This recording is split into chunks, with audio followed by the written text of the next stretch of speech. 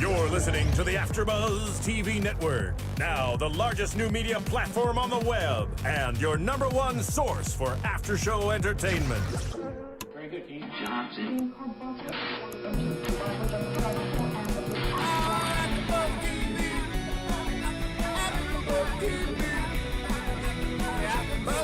The AFTERBUZZ Studios in Los Angeles, California, presented by Maria Menounos and Bing.com, and streaming live thanks to Akamai Technologies. This is AFTERBUZZ TV's Falling Skies After Show.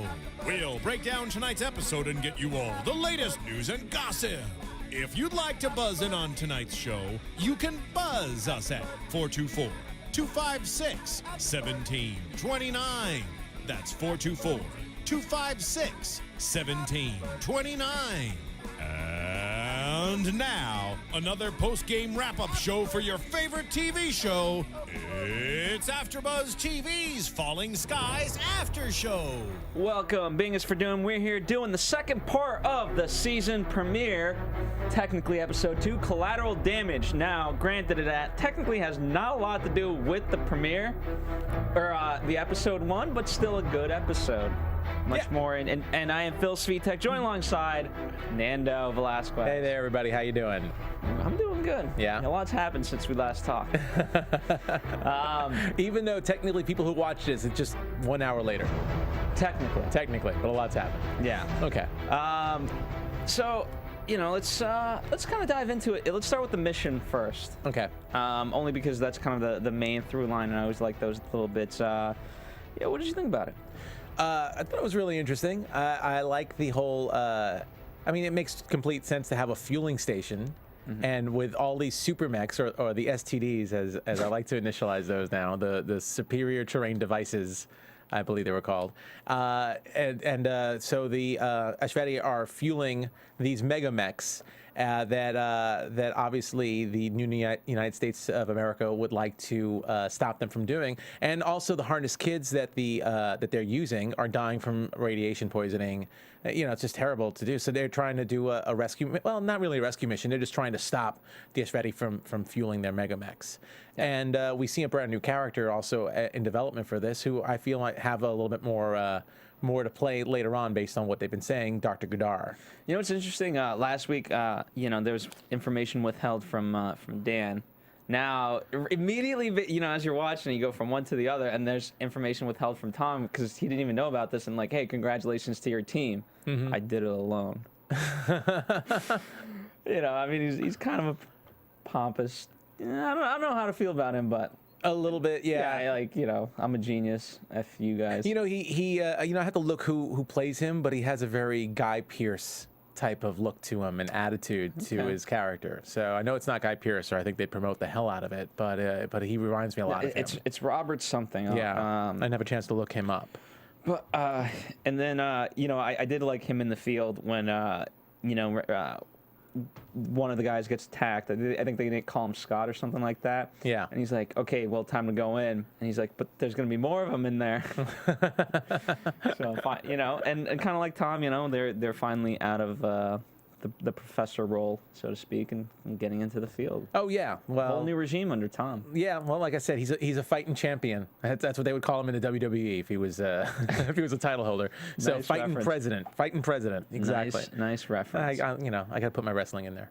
But yeah, I mean, this was totally interesting. Dr. Kadar is very, very interesting, and of course, they're still dealing with this mole, where every single mission becomes a possibility of being infiltrated. So.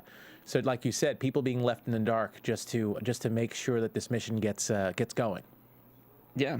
Exactly. What did you you know, in terms of the plan and how it's structured, right? They're going back to you know, that's the only place that they don't have security for that very reason. I just love Pope's kind of mentality about it, like, this is insane.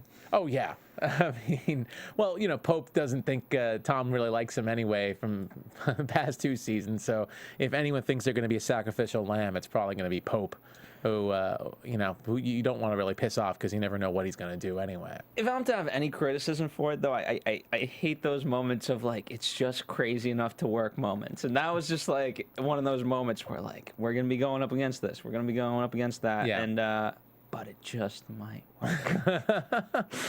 I don't know. To me, it's that, you know, I don't particularly like those moments, but. Well, you know what? They keep you on the edge of your seats, I guess. I mean, it was a pretty intense battle, especially, you know, seeing Weaver under fire and his crew under fire and seeing people getting shot at.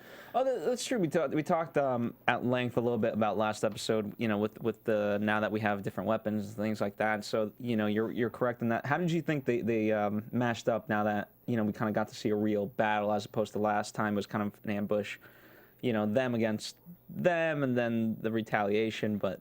Well, yeah, the first episode, the first hour we saw them on the attack, the humans under the attack first, and then there was an ambush, and that's when the cavalry came to save them.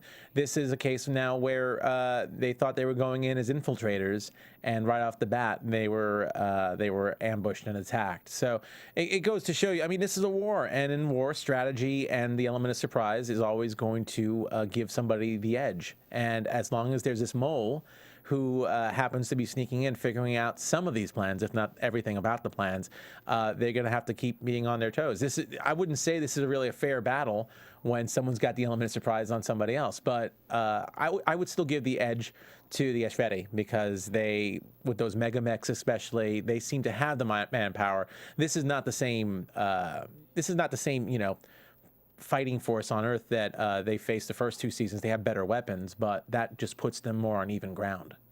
Yeah, I gotta read up on world history a little bit more in terms of the battles because you know, especially if they were kind of referencing World War II. Yeah, I would love to see, you know, the certain tactics and things like that, and perhaps which real life event they do tie into. Well, you figure that they must pull from it, especially with Tom being a history professor. I would imagine the writers definitely study up on their at least American and modern warfare. By the way, the Doctor is Robert Sean Leonard is the actor. Oh, okay.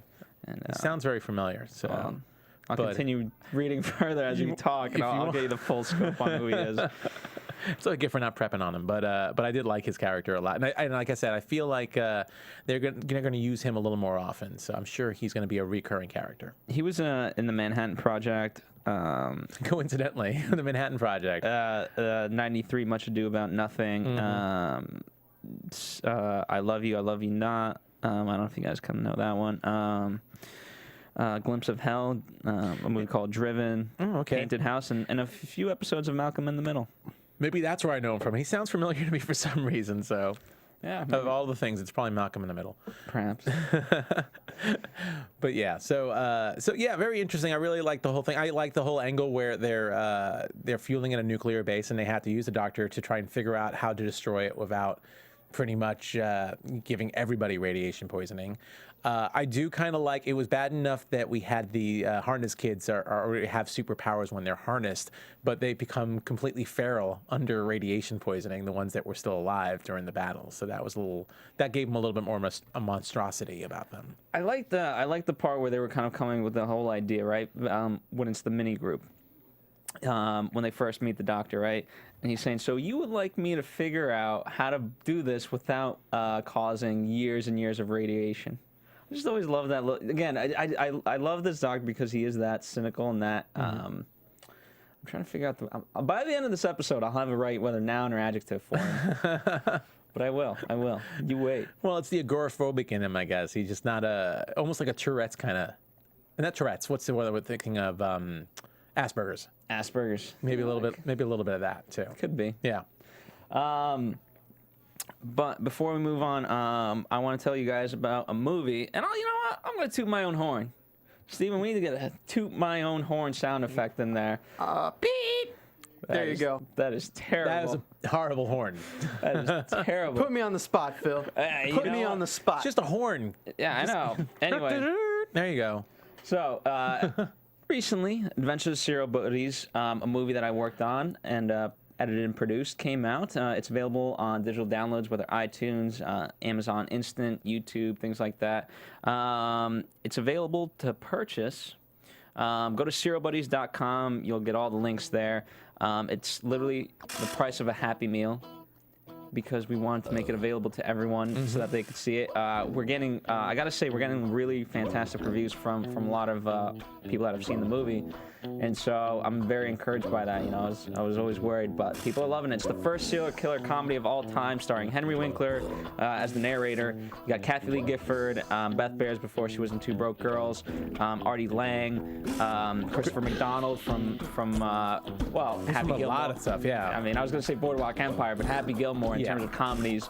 Christopher Lloyd's in it. Christopher Lloyd from Back to the Future. Yeah. And then, of course, Maria Menounos. Of course. And so very, very funny. Go check it out. Available now. SerialBuddies.com. Thank you. That's how I pay the bills around here. Yeah. Great. You know? Mm-hmm. I don't think bills are anything with it. Well, I guess they got to worry about bills there, too. Falling Skies? Yeah. Yeah, sure. All right. You want to transition to more family life? Well, yeah. I mean, it's just interesting to see. We talked a little bit about it in the first episode, the first hour, that Tom has shifted to president mode, and he's a little bit less of a family man. So he's been dealing more with the duties of a president, and is letting his kids fight more in the battles, and he seems to be okay with it. But here's the first sign of problems for Matt. Matt's starting to get a little bit antsy, and I guess a little bit of a delinquent, blowing up a building that was going to be used for something else down the line, but causing a little bit of trouble. And Tom's too busy to really deal with it. So we get to see Anne taking on a maternal role with some of Tom's kids now that Anne and Tom are a couple. Yeah, and you know what? It did kind of it did go full circle. I mean, obviously, Tom wasn't there at the time he needed to be, which seems to be a recurring theme. Exactly. But then, I think he had a good speech, and, obviously Matt ended up apologizing to Anne. But I really like the speech, like, hey, you know what? When this war is over, and it may not even be during my lifetime, but we'll need people that are book smart. Which I thought that was very smart. Very good line, because it's true. I mean, ultimately, as much as it's very easy to like say all hands on deck, every man, woman, and child grab a gun, let's go to war. But then how does society rebuild after that? And so that forward thinking, Yeah.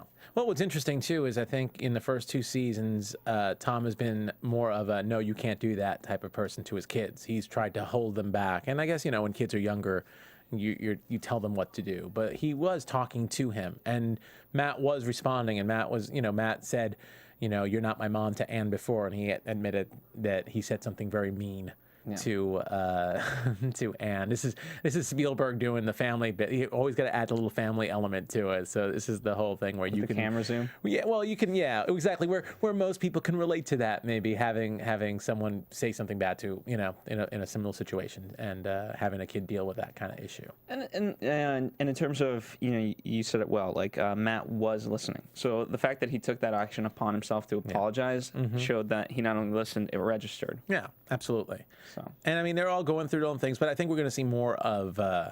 We're definitely going to see more of this whole thing, and I think again, it kind of masks a lot into what I think families who do watch Falling Skies and people who do watch Falling Skies might notice. A lot of people have a working parent that doesn't have time for their kids, and their kids probably, end up doing stuff that they have to deal with as well. So it's all about relating, families relating. Yeah. And I think that as much as the main storyline about the nuclear plant and the mole and just attacking and what's going on with all the aliens, as much as that excites everybody else, you get to see a little bit of a grounding family affair.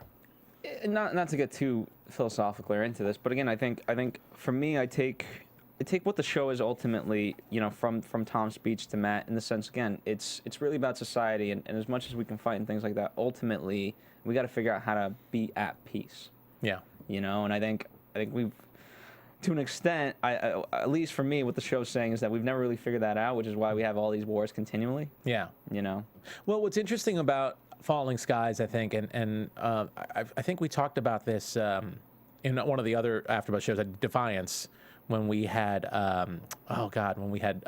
Grant Bowler. Yeah, Grant Bowler on, is that a lot of sci-fi shows usually are about the end of the world or the apocalypse, or about something terrible happening and humanity trying to survive.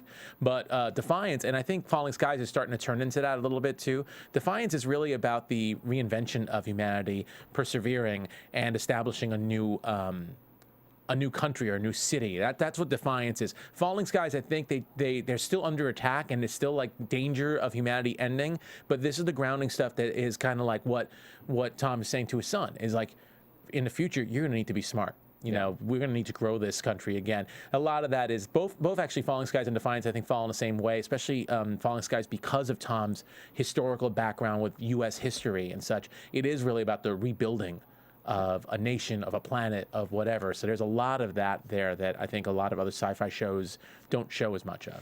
And, you know, you get to a point with war where, okay, if the sides are equally matched to an extent, which it seems to be the case now. Right now, yeah. You know, obviously one side can't all of a sudden now demolish the other, especially without putting itself in jeopardy. And so there is that element of like, okay, now you have more day-to-day life rather than just constant combat. And so, you know, you got to fill that time in some sort of way. Oh, absolutely. And so that's what we're starting to see now, I think. Yeah. And it kind of gives us a little break from the action sometimes too. Meanwhile, we have other things going on, but it's kind of nice to see that. Huh? Anti-Volm? Well, the anti-Volm stuff, I mean, that too. And I was thinking of baby Alexis also. I was jumping ahead to like, Anne's got to deal with, you know, she's talking to Tom's sons, and at the same time, she's got creepy baby Alexis. But still nothing definitive with that, though, right? I mean, what's your theories? About Alexis? I mean, the fact that she's tracking ahead of her age when she's doing the hand thing, I mean, that's impressive, I guess, but nothing really that says this baby's psycho or crazy or something's wrong with it. But the fact that the baby just all of a sudden started hiding, and that weird laugh that the baby, and the baby saying mama, and then having this weird, I don't even want to mimic it, but it's like, hey, Steve, do the laugh. No, I'm kidding. But that weird, like, kind of laugh, it was just really, really, like, spooky. And is Anne losing her mind? I don't know. Then Tom comes in and plays with the baby, and she kind of hides it a little bit. So it could be Alexis, it could be Anne. I don't know, but it's still kind of weird. It is weird, and you know what? It's always interesting, you know, as they grow closer as a family. It's this is a line from, I think, Shameless, where the most broken up families are the ones who keep secrets from each other. And so it's going to be interesting, you know, whether it is Anne or it's the baby at fault. The fact that Anne's keeping that secret, I think, ultimately is going to, you know, push the family further and further. Oh yeah. You know, and especially when she's already having trouble with the rest of his kids and things like that. You know, that's only going to further isolate them. Well, again, I think it's another issue where she knows Tom's being president, and she's trying to deal with everything as best as she can, and she'll admit some things to Tom. But crazy baby, I don't think she could just talk about crazy baby, really. Yeah, but that's ultimately, like, again, if it's one of those things where, like, I'm trying to think of, like, an example. Let's say, you know, one of the kids isn't doing his homework. Okay, maybe you don't bring that up to Tom. Or something, you know what I mean? Like, you don't want to bother him with that. You'll deal with that one. Yeah. If one of the kids isn't eating his vegetables, right? That's lesser on the scale than like, hey, this baby that was just born, it's creepy as shit. So, you know, you have to weigh some of these different things. Yeah. And I don't think she's weighing them properly. Well, again, I guess it definitely a lot worse than what we saw in the first episode, or a lot different, I mean, other than creepy baby staring at her from the crib. You know, not doing anything major yet, like flying or you know, the baby's not the mole as far as we know. I don't think the baby could fit in gloves and stand that tall in a trench coat. But you know, that would be funny. That would be funny, actually. Well, the baby wasn't even born at the time. So well, there you go. That's out. That's true too. So the baby was being born when it happened. Yeah. So when Arthur died. But yeah, so it's just a little weird. But I'm sure it's going to be one of those things where every episode we're going to have a little crazy Alexis moment, and it's really going to be interesting to see how they're going to add to these little. Do you think it's going to be a slow build, or is it going to be one of those things where by, let's say, mid-season we'll have something? That's a good question. I think it will be. I think it'll be more of a slow build. Okay. I think it's going to be something that's going to culminate toward the end of the season. What is this, American Horror Story? Maybe. Well, it's just so many other things going on. I think there are other questions that need to be answered first. So they're going to have fun with baby Alexis for a while. I don't think it's something that needs. I don't think it's something that needs to be answered right away. If anything, it's probably something that they can have fun with for a while. They can, yeah. That the I mean, it's going to be interesting how far they can take it. Yeah. Really, I'm trying to think of what to expect this week, but with episode 3, but we'll see. I'm sure they'll add some stuff. Yeah. They'll find something. But you know, I know we skipped over the anti-Volm stuff. If you want to go, well, we never got into it. We never really got into it, really. Well, I guess it's just really interesting seeing. We saw Cochise a little bit toward the end of the episode, but really, this whole mission was just the humans, and they were the ones, Weaver and Pope, and then they were being put at risk because of this mole. And we get to hear Pope talk a little bit more about, so what is it with these guys? He feels, I think I wrote down from the beginning of the episode, he talks about how he doesn't trust them, and how you watch, they're not going to just save this planet and then leave. Next thing you know, we'll be serving hot dogs and super Slurpees to some fish heads, or to some of these guys, bubblehead guys. So, and this is Pope being Pope, but he's making sense, and he has this conversation with Weaver, and Weaver shuts him down, pretty much saying, we're the vulnerable. We put our asses on the line. They're supposed to be our partners in this, and yet we're the ones that are at risk. And even though Weaver shuts him down, Weaver has a conversation with Tom about it later on. So it's definitely something that we should be aware of more and more. That we've only seen one Volm so far, and it's Cochise, and he just pretty much comes in and he's just like saying, yeah, you guys are gonna get attacked. Just letting you know. Yeah, I mean, he's not the best orator or whatever you want to call him. Here's the problem with me. It's with Pope in particular. It's too easy to be negative. You know what I mean? Yeah, that's why you don't like him. No, well, because yeah, of course, and throw any life situation, and you can take the negative at it and just poke holes at it, and you will, and you're gonna be right, because it's easier to be right in that circumstance rather than rather than having perhaps faith or whatever you want to call it as Tom is, and so that's why I don't like Pope.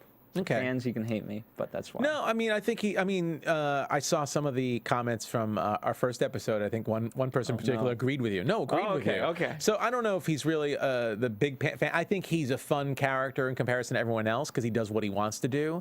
He can be a little bit negative, but I will say this. I think he's speaking a lot of sense. I think he's saying what the audience is thinking this episode. Like, why haven't we seen enough of this new alien race?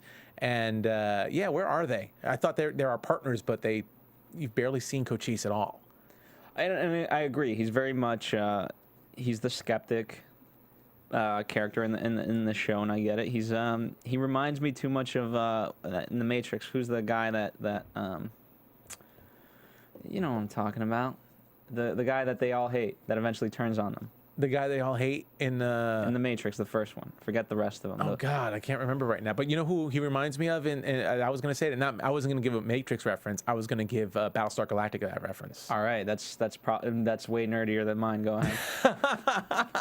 Go ahead. But it's what's his name? Now I was going to ask you, what's the guy's name? I got to look him up because it's going to kill me now. Forgive me. Everyone's like, what the hell? These guys don't know these characters' names. We don't know those names. It'd be funny if we took a 30-second break and just both looked up. Let's just do like a little Jeopardy music while I look this up really quick. Steven, tell them about the new website. Meanwhile, Nando and I will look up these names. We have a fantastic new Nev site at Nev site. Oh my Steven God. needs to look this up too. We have a great new website here at AfterBuzz TV that's in production by Phil Svitek for a very, very long time, and it has now finally gone live, and it is pretty awesome. Now we no longer have a differentiation between studios.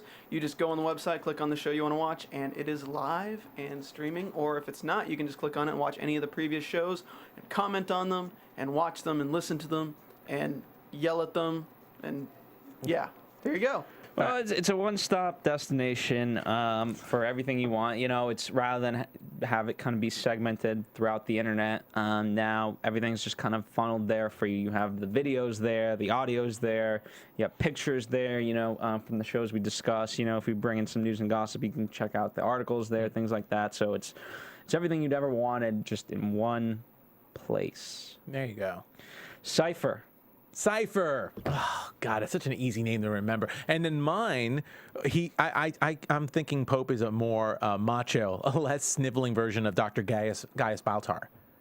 So yeah.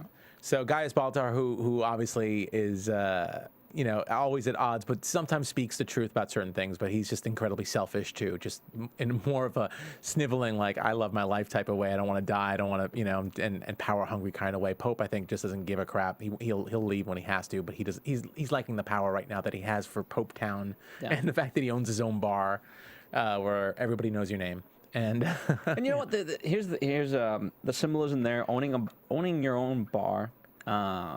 you know, obviously, like, who's gonna go? People can't go to Tom's house. Yeah. People can't necessarily, you know, just appear in front of Tom and things like that.